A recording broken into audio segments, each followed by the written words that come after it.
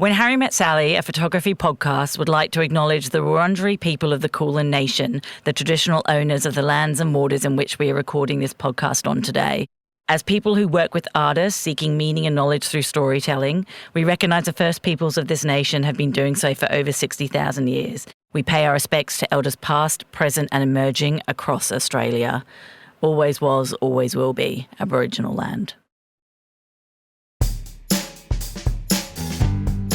And the When Harry Met Sally podcast would be nothing without our fabulous sponsors, would it, Harry? Absolutely. So first of all, we'd love to welcome a new sponsor on board for this year, which is the RACV. Thank you so much for being a wonderful sponsor, and we're really excited about having you on for Season 3. And we'd like to welcome back and thank Nikon Australia, who are always a part of supporting the creative industries in Australia. Ted's Cameras, thank you so much for joining us again. And A&L Artistic Framers, who are just fabulous people to work with. And last but not least, Col Arts. Thank you for the pod suites. This is our third year in here. We have added ferns and all sorts of wonderful things into the pod suite room this year. And it's without you, we wouldn't have a podcast really, would we? We certainly wouldn't, and we hope you enjoy the episode. Thanks, guys. Bye.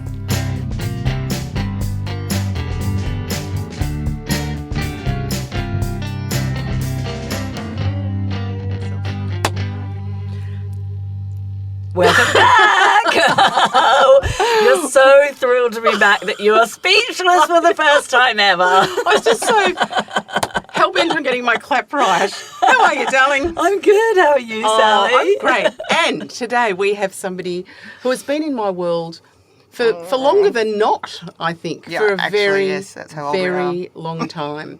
And I first met the wonderful Julie Goodwin from Julie Goodwin Couture. Did I get that right? That's very nice. When you were an art director working in advertising. That was a long time ago. It was a long time ago. So did you grow up always wanting to be in fashion, or you obviously was advertising like a blip on the radar, or talk to me about it? Yeah, advertising was that was me panicking over not having any job-worthy qualifications. I started out by doing a drawing degree, fine art. Okay. So I did 4 years of drawing, halfway through which I had a complete and utter early crisis, realising that there really wasn't any money in it. Like, how do people make a living out of drawing? And they steered me in the direction of what was then called finished art, which was like full the whole box and dice with the drawing boards, and that which you'll remember. And everything was glued onto a board before it was photographed and printed in a magazine. Wow. It was crazy. Crazy times. So the drawing and everything was all on the, you glued everything down, and then what happened? Well, then I was in advertising, and I kind of, as they say, worked my way up. I was an art director. I did some great job. Like, I loved it, but it was very much at that sort of, wouldn't have been the 80s, it would have been the early 90s, very pushy industry. That whole, and I realised that I didn't like the person I was becoming in that environment. Oh, that's interesting. If I told you some of the things I said to people on the phone, like the actual phone you pick up, it was hideous. Like, but that's probably a culture that you were trying to emulate. Absolutely. Yeah. Absolutely. Yeah. And I will add also that I met my husband at the time there, and that was very much his persona. And so I worshipped the ground he walked on and thought that was how you were supposed to behave in business, like a very aggressive, old-fashioned boomer. Masculine kind of energy. Shout at people and then leave the room. But that was the era, wasn't it? That's when we era. first met. Yeah, absolutely. When I wandered in there with photography and with Rick, I think, wasn't it? Was it on my own? I can't even remember.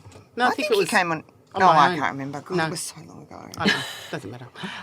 So how do you go from drawing into advertising? Did you just... That was the course. Because it was led you based that way. on the skills that were, Yeah. I actually had to spend, it was like a month to learn how to rule a straight line. Those lines they print out on printers these days? I can do that without a printer. Wow. With a ruler and a special pen. Because back then they didn't have advertising courses. Yeah, okay. So people came up through fine arts, drawing, graphic design mostly. Graphic design. Yeah. And there was graphic design and finished art. Yeah. Wow. And writing. And then once you were in advertising, you could do, what was it called? To create like creative director training.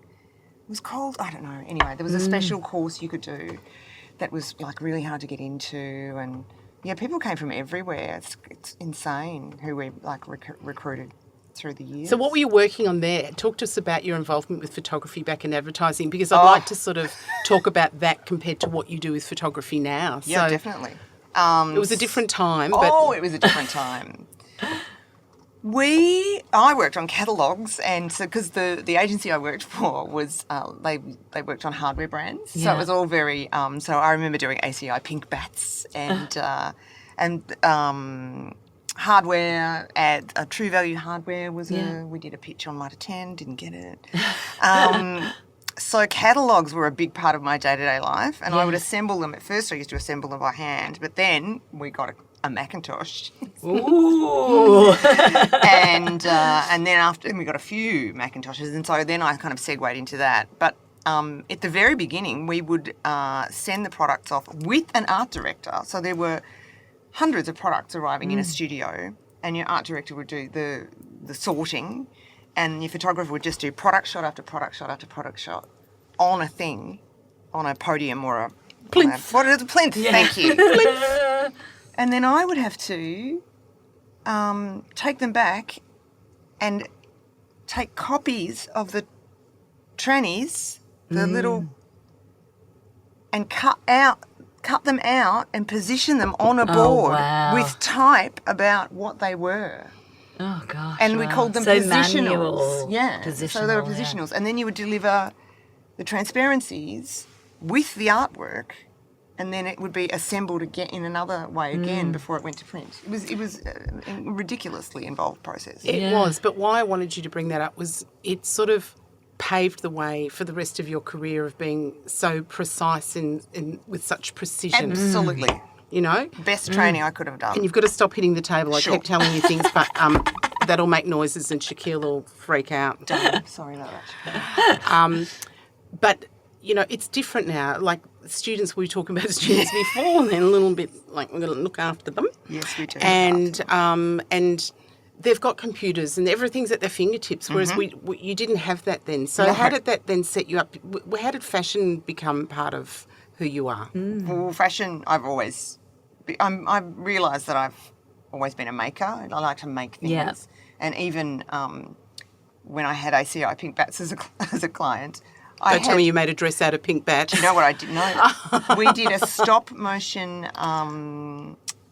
TV ad, and I made a big pink fluffy hand out of faux fur that I got from Spotlight to use, and in it was the most fun I had in that job was all that practical stuff. I used to with the hardware catalogues. One year it was something to do with autumn, and I gathered all these autumn leaves out of a park, and I took them out onto my back veranda, and I spray painted them all these different colours so that I could lay them out. Like you would do that, Amazing. You would just hit it. Yeah. Now. So creative. And then we photographed them individually, and then we photographed them all for the cover, so that sort of stuff I loved, and I realised now that it was working with people, and it was just the hands-on stuff that I loved, and so that kind of, and then when I didn't want to, like the advertising thing was just, even my husband said, I don't really like you when you're in that mode, and and I'd always made clothes, so I decided that I would just start a fashion label, Wow. which is the most ridiculous jump to make. I had no idea. So you just went for it? I just went for it. Wow. And how did it start? Did it start with one piece that you made and then just you made another and then another? Or Yep. literally. I was really fascinated by the way that jackets came together. I've always loved that look. A friend of mine used to say, just look, Julie will be always wearing a pinstripe. You can find her in any crowd. But so I became really interested in how that effect was made, and then I just learned by pulling things apart and putting them back together again. And I thought I was a decent dressmaker, but I wasn't very good. So you tinkered when you were younger. Yeah. I've made clothes as long as I've been able to. Since I was about 5, I've started sewing. So that there was always that. And I just decided that I wanted to help women feel good about themselves in clothes. Like, it was very current if you think about it. That whole body, you can't find things that fit you. I think I've said this to you before. When Julie first opened up, it was before you were couture. You were Julie Goodwin. Yeah, I can't remember what it was. Dressmaker? I think it was a designer dressmaker. Designer or something dressmaker, like that. and I was invited somewhere, and I needed something fabulous, and you made me this beautiful. It was a top. It was like a jacket. Burgundy? Yeah, a jacket With top. the lace and the sleeves. And I never forget, and you wrote, and I've said this to you before, she wrote in her notes, because I was looking, what's she writing about me, And she went, embraces her curves. I love it. Yeah. Which was important, Yeah. because we talked about that. It was like, like I said, I've got boobs, let's show them, and all that Yeah. sort of stuff. And it was, you were very good right from the very beginning of making any shape feel very comfortable. And that's the whole point of your job. That is my reason to exist. So that was that. And I also wanted to create a workplace. This was really important to me, where everyone was valued for their contribution. Because in the advertising world, there was the creatives and the suits. Yeah. And at the bottom level of the creatives, no one even talks to you. Yeah. You would only get yelled at when something went wrong. Yeah. And all the congratulations went to the big guys and all the people putting in all the hard yards and spray painting the autumn leaves. Making the big Got fluffy nothing, gloves. making the big fluffy gloves. Yeah. And so I just thought that's actually not fair. Yeah. And I really wanted to make sure that the people that worked for me were applauded. Yeah, amazing. And I needed to, because I had to learn from them. And so when you left that advertising world, could you shake that off quickly, that No, it was kind of really attitude, hard. or did you have to, was it a process? It was really hard, particularly because my husband was still running the agency. Yeah. So I would come back in and do guest spots. So I started off, for a little while I did a little bit of freelance. I guess I did a day or two on the computer because they had to find someone to replace me. But I've fairly soon realised, and I worked on a couple of pictures with Peter and the team. But and it was hard because I didn't have a team around me. It was just me, and I worked from upstairs in my house initially. And so it was hard to shake off, but I realised really quickly that I just had to be all in. Yeah. You had to break I that, just had draw to a line. stop it. Yeah. And it's funny because I used to go to dinner parties and people would say, so what do you do? And I'd say, well, I used to be an advertiser. Like, I couldn't even shake off the identity. But I'm sorry, but now I'm making clothes. But now I'm for a making living. clothes. That's such and a- I'm not making a living. I don't know if that's a female thing, but I remember when I was assisting photographers, I was shooting as well. I was a photographer in the making, and I was assisting, and people would say, what do you do? I was, I'm a photographer's assistant. I'd never say I'm a photographer, and it took me years. And even now, sometimes I go, I'm in the photography industry, because I do so many things. Like, to call myself a photographer doesn't, That's a What is different that?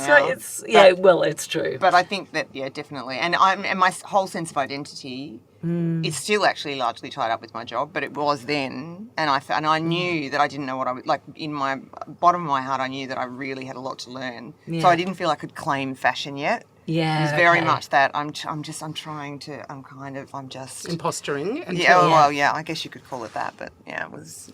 But you've always had a very strong female network around you. You've got lots of good long-term girlfriends as well, and interesting friends that really supported you. I was very lucky then. I started. One of my very first clients is still like one of my closest friends. Wow. So that's from 30 or more years ago. Amazing. And this is the thing, it's that whole thing about being a woman who supports women. It sounds like really corny, but she introduced me to her whole like school mum network. Yeah. And they kept me going until I kind of got on my feet and got my shop, so that I got a bit of more exposure, and it was incredible. So for a long time, Sarah, if you're listening, it was through her, and funnily enough, we both used the same cleaner. And the cleaner had said to her, I think, this girl would really suit you. She's doing some great things. And Oh, she goes, wow. Yes, it's crazy. Don't you love that? It was just right. A network's a Little network, no connections. matter where the network That's right. is. Yeah. And I remember that shop, the one in Albert Park. Yes. And I remember your fantastic fashion parade that you had out the front. Oh, good heavens. I talk about dealing with things on a budget. And I don't even remember who did the photographs for that. I don't think I think could I have. organised them, and I think you it was would a have. student. It would have been a student. I had no Or was money. it me? So is this early on? You. This was when I first. This was really early on. Yeah. Because that was the turning point again. Was Peter coming home every day to women in upstairs in his mezzanine level in the house, and it was just ridiculous. There were sewing machines There going. were sewing machines. There were women having lunch in the dining room or out in the courtyard. There were. So he said, look, again, you need to just, if you're doing this, you've got to do it properly. Yeah. So off we went, and I found a shop and launched there. Again, like all done. Wow. I remember paying the builders cash. I had done photography. I had done a launch.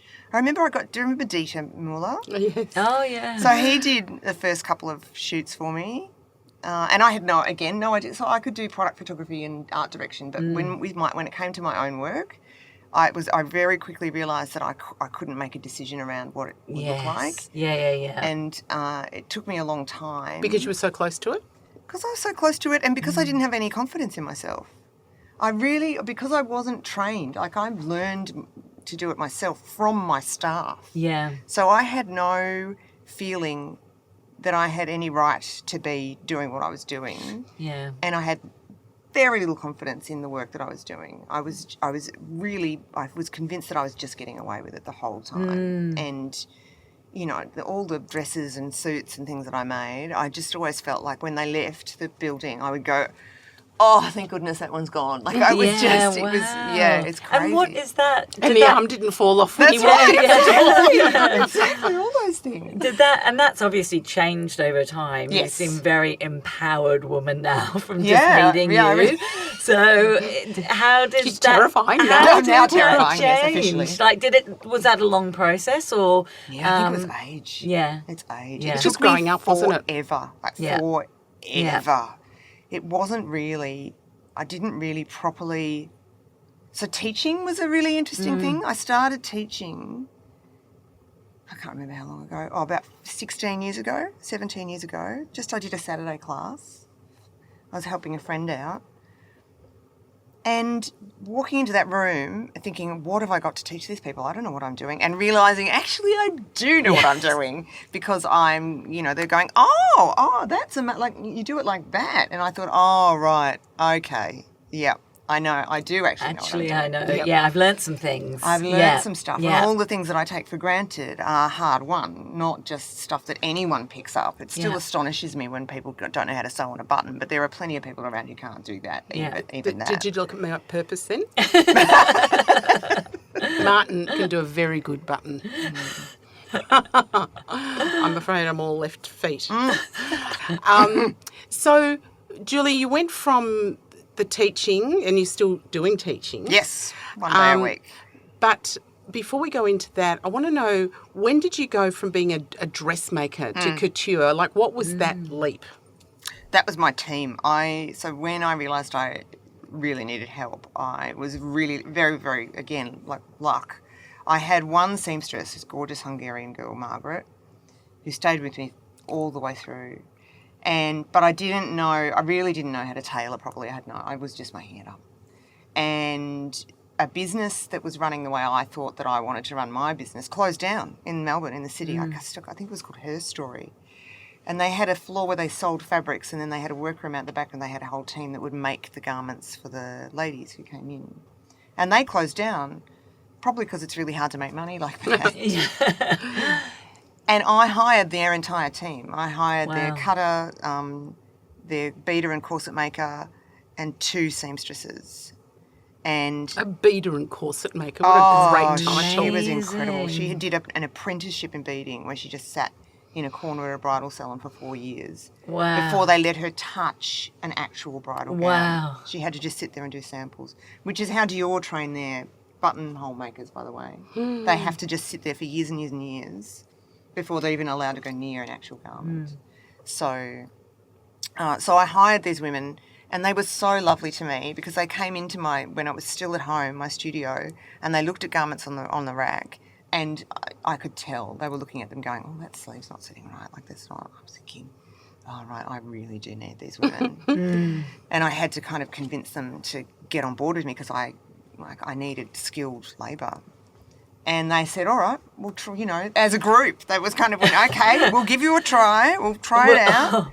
That's amazing that they sort of came together. They did, because they all knew, and they were out of work and you give them was the secret. Home that was the dream team. And so I hired them, got a first collection together, had a launch, moved into the shop, had a launch, and that was it.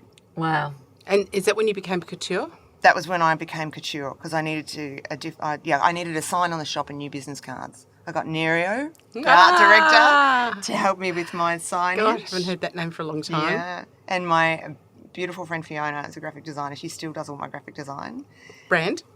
Yes. Hi, Fiona. Brand by name. That's right. Best in the business, award-winning graphic designer. And she still does all my graphic design, and that's it. It's like.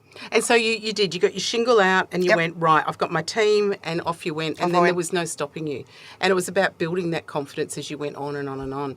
And so where did you promote yourself, and did photography become a part of that? Like, how were you showing your work? Photography was a part of that because then you couldn't advertise there was no internet, ladies. That's how long ago this was. So I had to do photo shoots, and I don't remember the photographer, but the very first, and I did an insert in Vogue. That was my big splash out financially, was to do an insert in Vogue.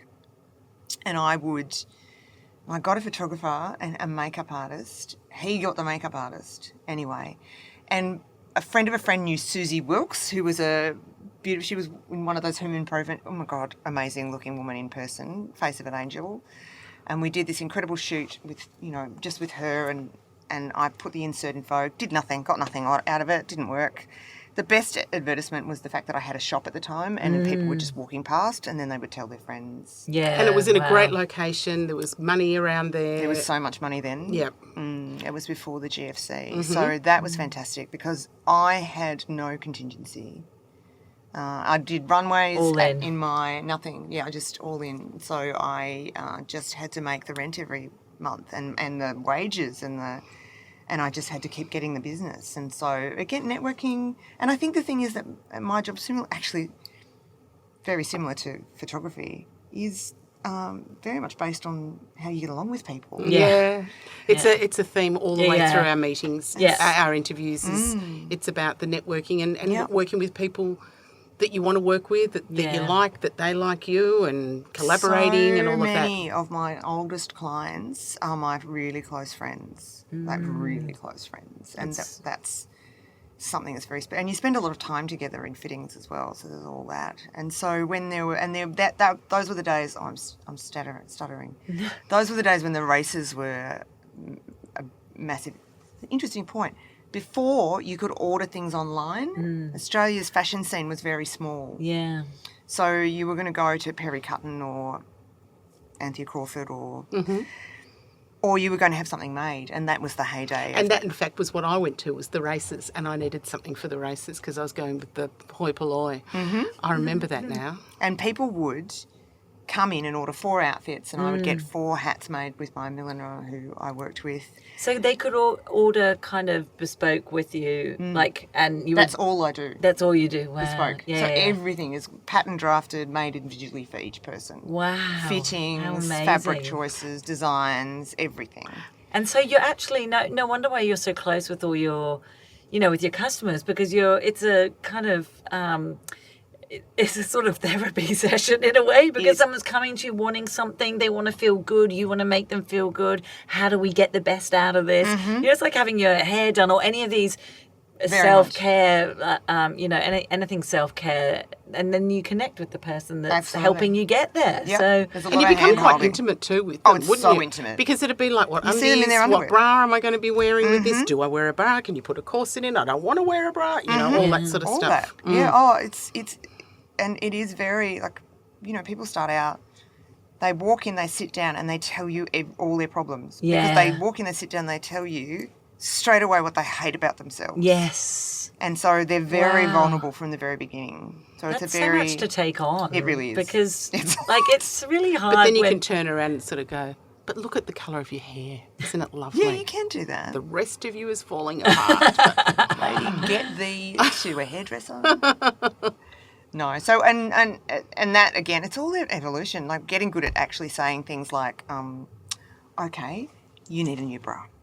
I'm sorry, but that's not doing it for you. Yeah. There's this point and that point. I can't work with that, so you need to do that." And things like that are kind of part of the course. yeah, but that's about getting on with people too, and them feeling comfortable with you being allowed to say that to them. Because they're not there just to, they're there to look the best that they can. And so with your couture, are you just doing high-end fashion? Does that include bridal as well? Sometimes. I went through a bridal stage. Yeah, no. So when I had my whole team around me, I was really happy to do bridal because I had the experts there who were happy to do that work. They loved the tulle and the beading. Robin and her beading, it was unbelievable.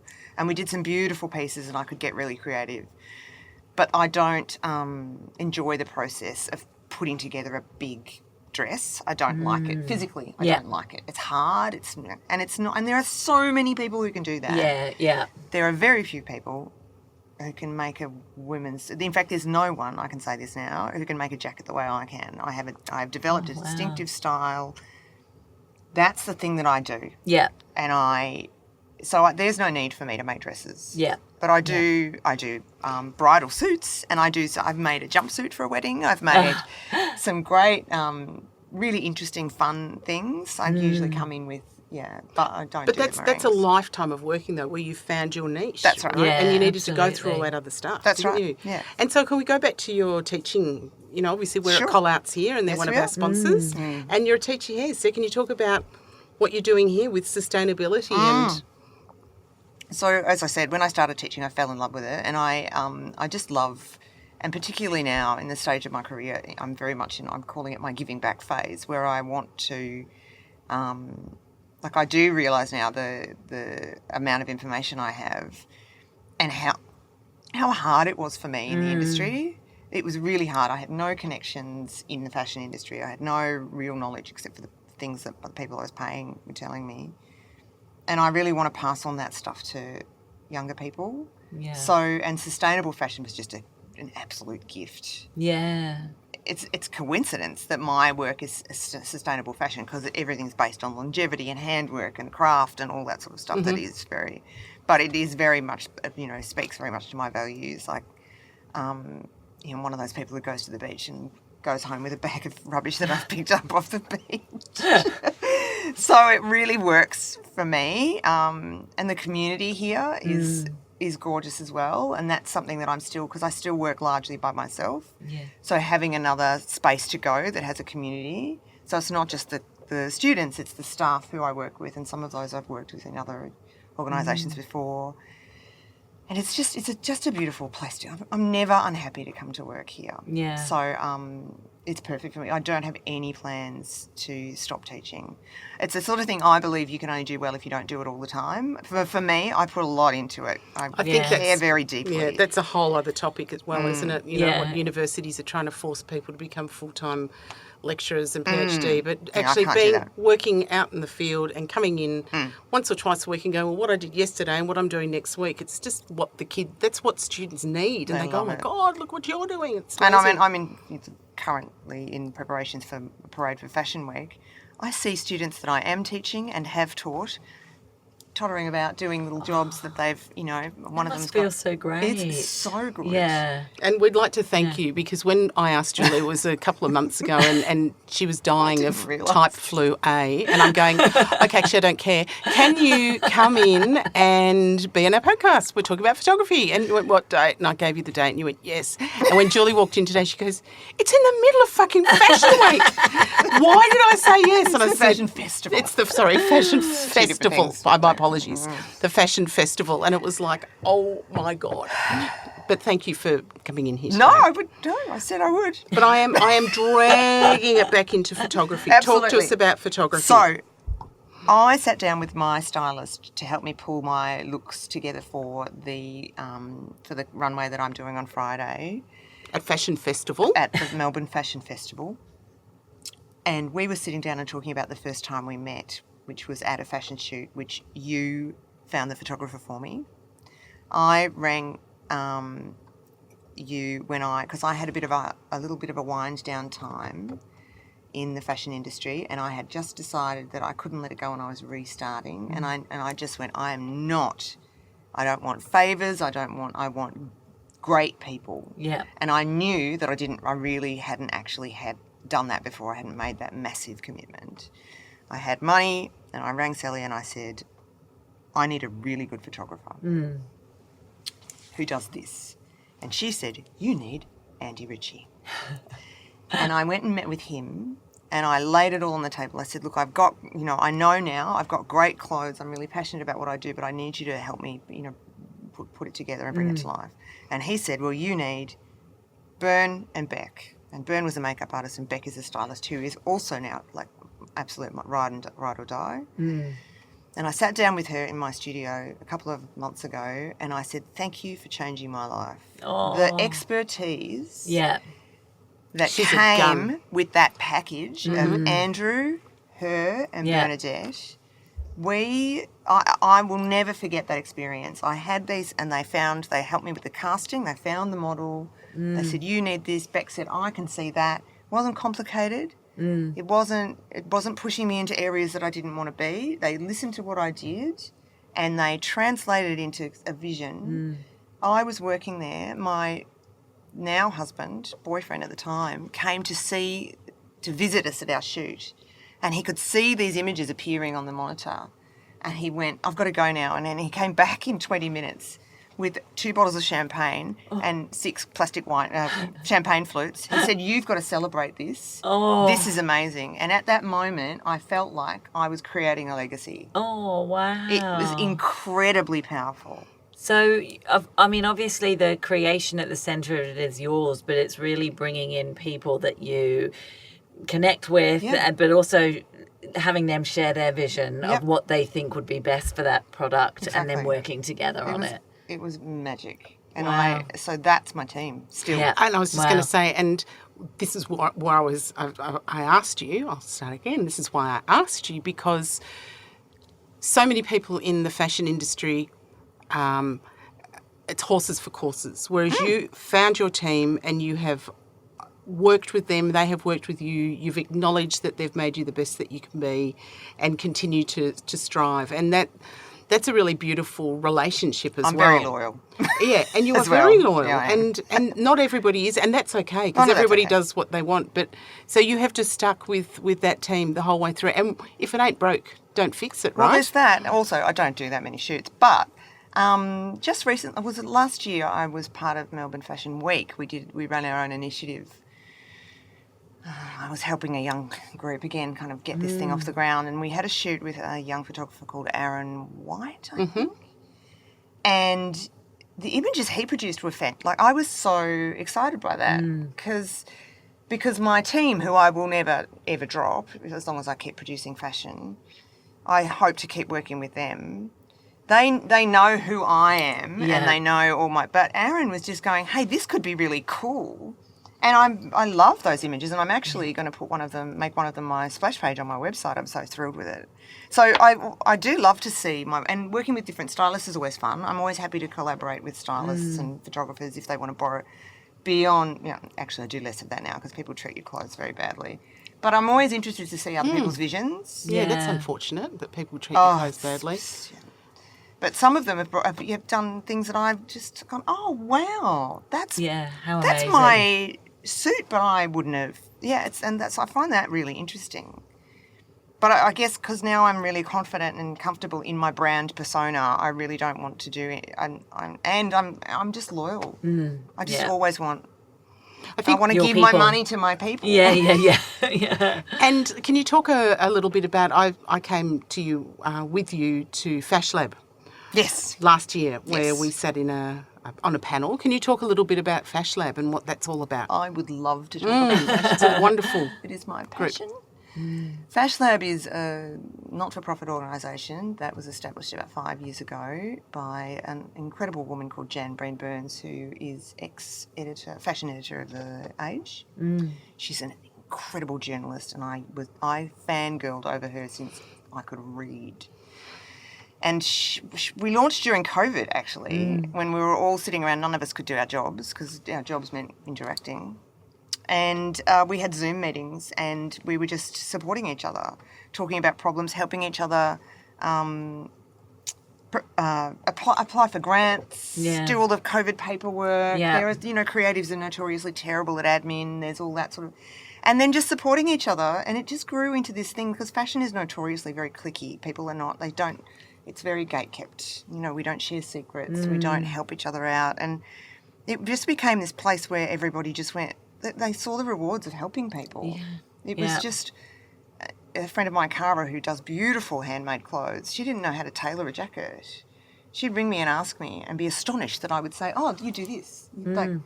Like no one is willing to share this their stuff. secrets. And so we kind of went, okay, we're doing this, we're making this. So we encourage people to come along. We have a meeting once a month somewhere. We have a drink, we have a chat.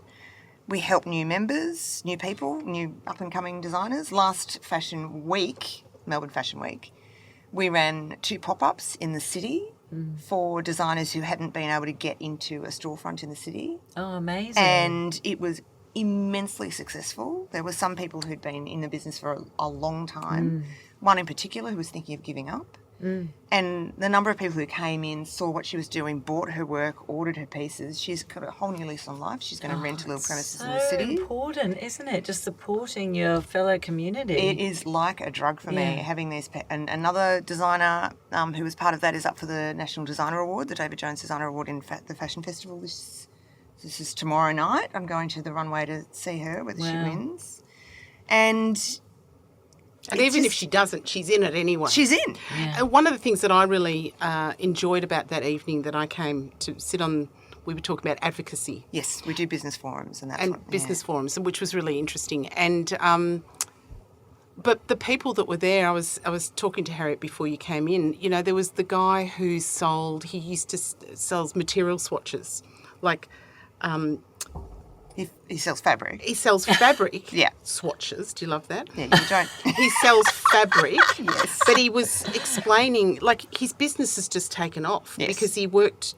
He was just... Can you talk a little bit about him? Because he was just doing localised fabric sales for a long time, wasn't he? Yes. And you could only buy so much. Yes. And then he went, well, hang on a minute. Why can't people buy more than they want to? More or less. And that's been another... Yeah. And so the thing about... Well, I don't know about that particular case, but the thing that's happened as a result of these meetings and panels and the connections that are made is that there's a bit more of an understanding within the community about what's actually required and what can be done to help.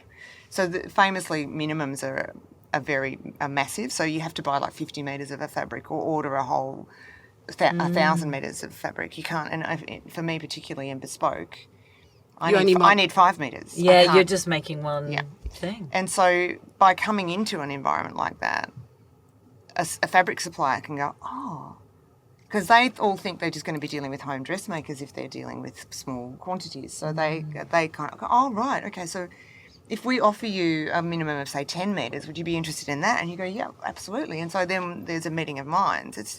We're back to communication. Yeah, and there was that beautiful milliner that was there, and there was just so many interesting people, and not all of them were... And there was the international guy who just was gorgeous, who was just like, hello. Yeah. And, you know what I mean?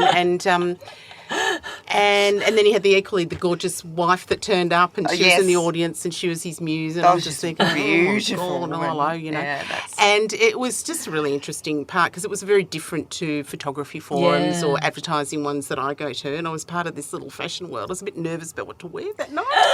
It felt okay. I think you pulled it off. I pulled it off. It's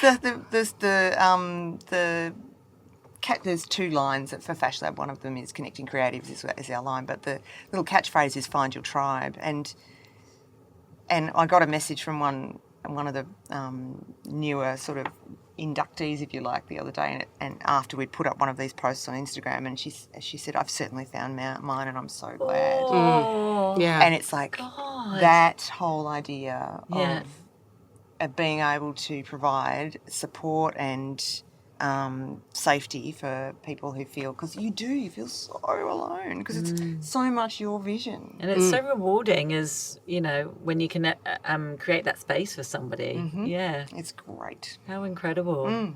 And so with fashion models, are you using the same girl all the time, or? No, we change. We use different models. And again, it's all about the mood of the collection and the mood of the... And does Beck help you choose them, and Andy? Beck and Andy do Beck usually says, oh, how about this person? Beck's the one with all the big ideas, and we usually have to kind of bring her down a little bit. It's usually they'll suggest, 3 or 4, and I'll kind of, or I'll see someone and go, how about this? And they'll go, oh, probably, because they know who's really good as well. So they might say, maybe not that particular model, but I know what you're looking for now, so off we go. And are you of a certain age group? You're looking at a certain age group, or you? Not really. No, great. It doesn't. Yeah, I don't. I don't. I know that there's a big thing about, and in fact, the runway that I'm in for the fashion festival is the F the Invisible, which is all the models are over 40 in that, and it's very much amazing. Skewed towards, and it's only the 3rd year it's been running. It, I think it was Ralph Ray-Smith's idea initially, who's the CEO. And it's the most popular and exciting runway. The women who turn up and watch it the crowd is great, really, and the models are all really happy to be there, and it's kind of a resurgence in a lot of these older women's careers, which is amazing. And that's this Friday? That's this Friday. How are things going for that? So I had fittings yesterday, and that was a big thing. That was a big day. It's chaos. It's chaos, but is it always chaos? Like, is it like what you see in the, in the films or you're the thinking documentaries? The Devil Wears Prada, and you're just aren't you? is it that chaos behind the scenes, but exciting and exhilarating? Yeah, and we're all exhausted. Yeah, we're all spending more money than we thought we would. Yeah. We're all working longer than we thought we would. But you're all doing it together. But we are you're beautifully ironed and coutured now. Look at you. I know. Hair's So, perfect. as soon as you walked up, I thought, oh, yep, I'm not in the fashion industry. Yeah. I was wearing a black shirt. Very glamorous. So that's how you wear it, doll. That's how you wear it. That's the way I button those buttons.